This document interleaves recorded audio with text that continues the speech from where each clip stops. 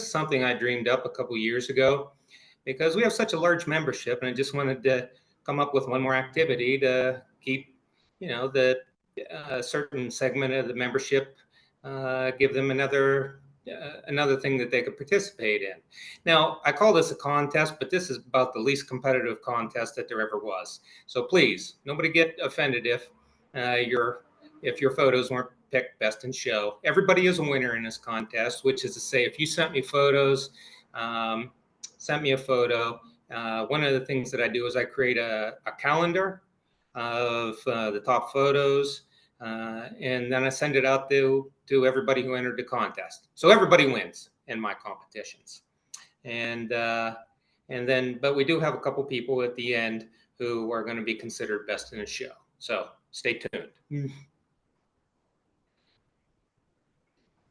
And the way I'm going to go through this, I think there's about 100 slides. I'm just going to linger on these for 2 or 3 seconds a piece. And in the sake of time, just keep moving along. And there are a couple that I'll stop and explain a little bit about, but for most of them, I won't say anything.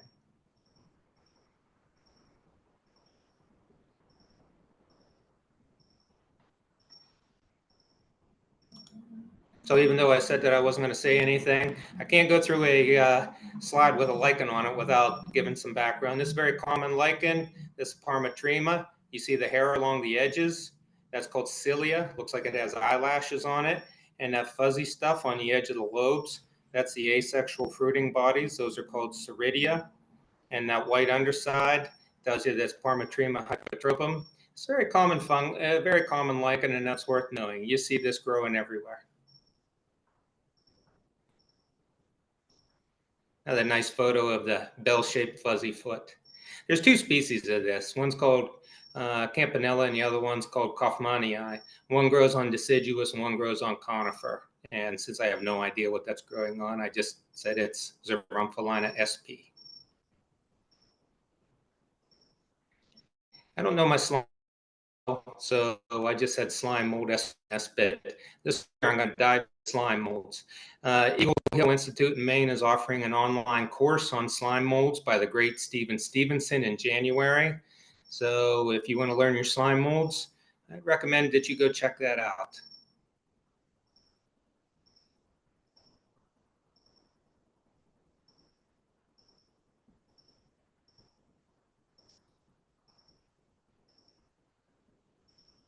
One of the more common puffball mushrooms, nice medium-sized puffball, a larger size.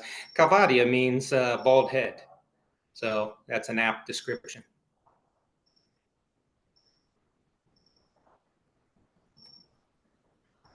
This is one of my favorite photos by Annie. Just love this photo.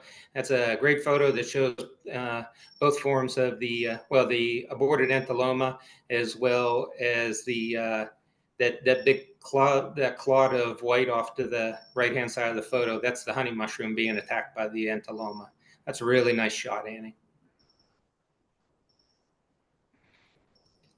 People must be trying to warm up to me, but I got more lichen photos submitted in the photo contest this year than any other year. So I guess my reputation is getting around that, never get tired of looking at the iconic British soldiers. That's another slime mold submitted by April. Again, I don't know what the ID on that is, but it's a really fetching photo. Nice job, April. And one of the lactate Ganodermas, not sure which one. You have to know what kind of wood that's growing on to know which one specifically. And that's a gild bolete. Those are always cool to find.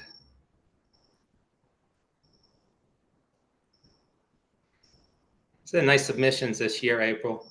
I keep thinking that we need to start leading forays in people's yards. This is another mushroom that you've been walking on top of this your whole life because it grows in yards. It's called the dunce's cap.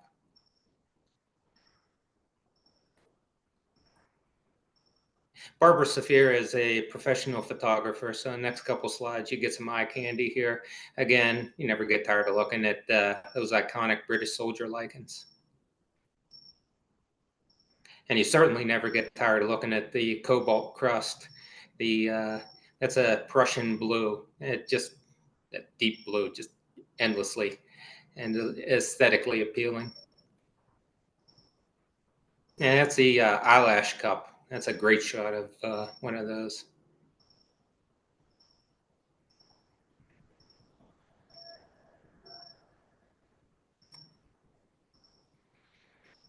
Our new newsletter editor, Bridget Law, takes nice photos too. Here you have the Phlebia incarnata, or whatever it's called now. I think it's Phlebia, back to Phlebia again.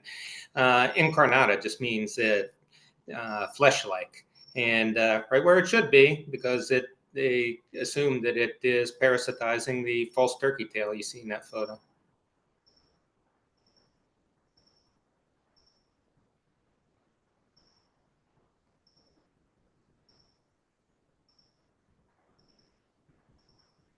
Christina takes some nice photos too. I saw you were online, Christina.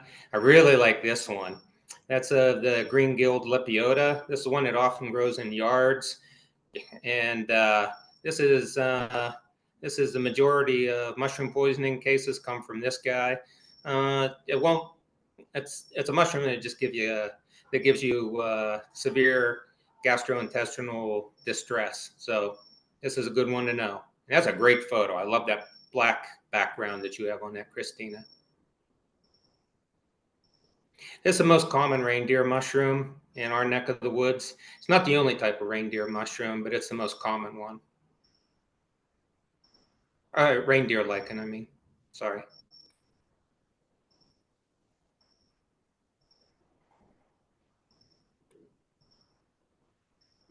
The Cinnabar polypore is, if you ever come across a big clutch of this and you're kind of a crafty person, this makes great mushroom paper.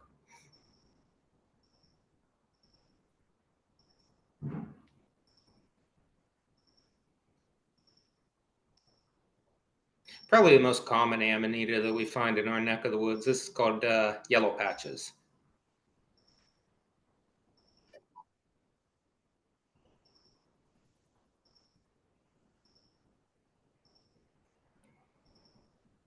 That's a great photo of black morel. Hang in there. It'll be morel season soon enough.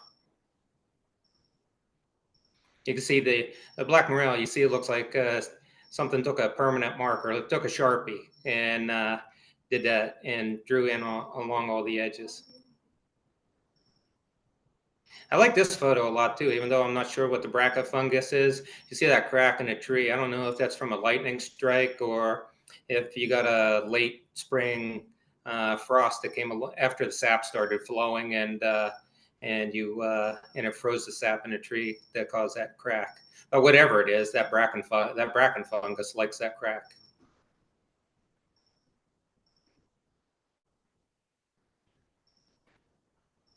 Danny Brizo did some nice photos this year too. That's the iconic porcini mushroom, and they call it in England the penny bun, and that is a superb example of that. It does grow in our area, but for such a good edible, not nearly. You don't find it often enough.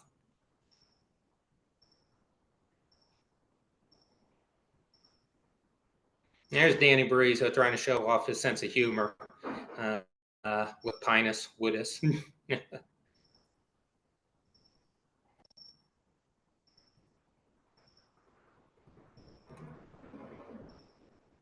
I really like this photo as well because I love this mushroom as an edible. I know for a lot of years, whenever I first joined the club, this is over a dozen years ago, the Sewillis weren't really given a lot of culinary currency, but this is a great edible mushroom in my opinion. I first ran into this a lot whenever I like to travel a lot. I've been learning Spanish for a long time, so a lot of my travels take me to Latin America. So when I visit the Andes in the High Sierra, you find this because the forest, the conifer forest at the high elevations, and this stuff grows everywhere. So they go out and pick it, and they sell it in the stores. It's dehydrated, and they just name it ongo, which is mushroom. It's ubiquitous, and that root is a really outstanding dried mushroom.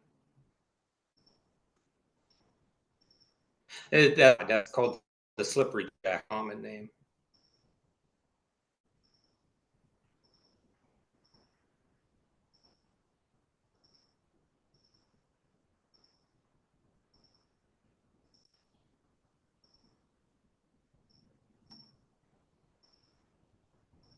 The Mycena leyana, a very popular submission in this year's photo contest, a couple more times. Just for standardization, I did try to be scientific, all this stuff, but you know, I'm not 100% sure of my ID skills. So feel free to put it in the chat if you think.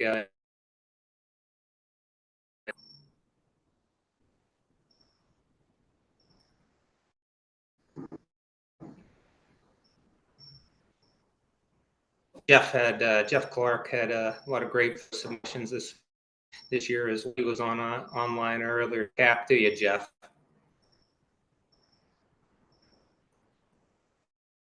That you have here as well. I'm gonna have to start adding that to my own photos. This one is called the Swamp Beacon. I'd never heard of it before. That's a really outstanding photo.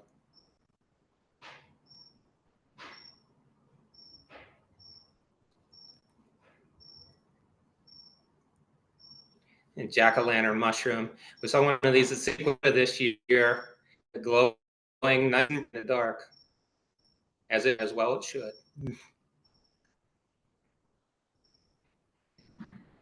Submission of American Caesar.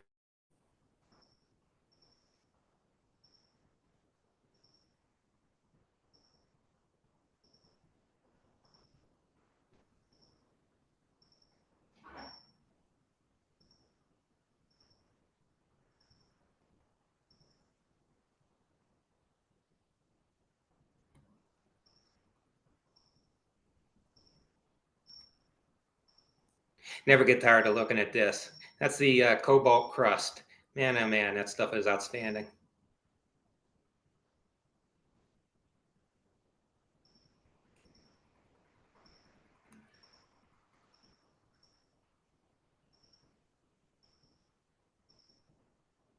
Another nice picture of the American Caesar by Marisol.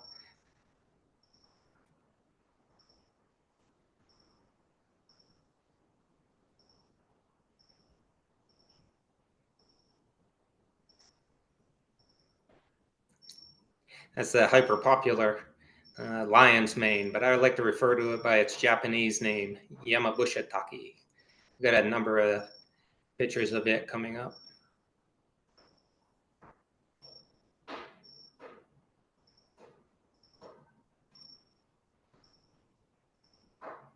You know, this is another one of those edible mushrooms, and it's not given a lot of culinary currency. But I tell you, this can be a really good mushroom, especially when it's young. Last year, at one of the weekend mushroom events that I went to, somebody used this to make fake fried clams strips. That was one of the best dishes I ever had. It's got a little bit of texture to it, just tasted outstanding. So, you know, when it comes to culinary stuff, you have to, you have to be a bit open-minded about these things.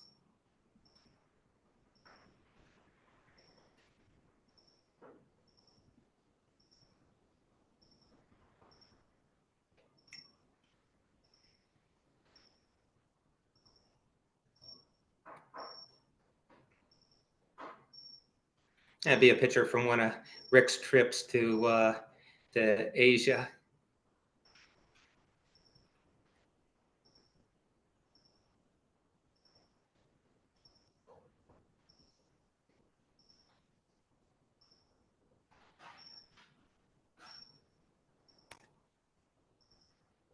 Say Robert Volp uh, is cultivating some hericium at home. And a nice photo of a lion's mane or Yamabusha Taki. And another cobalt crust. That was popular this year in the photo contest. We had 26 people enter into the photo contest this year. So that's a new high for us. And I'd like to thank everybody who submitted a photo. This is fun.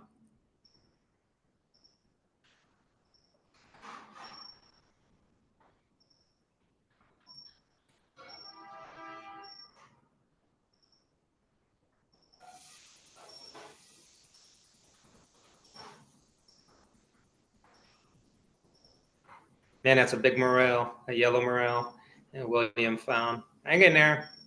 April, first week of April.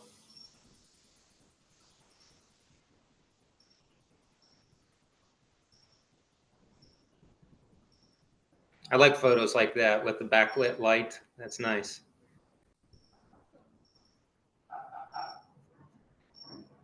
This is an interesting one. It has a little bit of an interesting backstory with the scientific name. The Phalaenus robineae is grows in our area exclusively on black locust trees. The scientific name for a black locust tree is Robinia pseudoacacia. So the Robinia and Robineae comes from a herbalist botanist by the name of Jean Robin. He was active. He was French, and he came over here during the colonial era. And anyhow, he really thought the black locust tree was outstanding, and he sent a few of them back to Paris, where them Paris it still survives today. It's the oldest living tree in Paris, which I think is kind of still okay. I saved myself no good reason. This is the some horse mushrooms that I found growing in my backyard.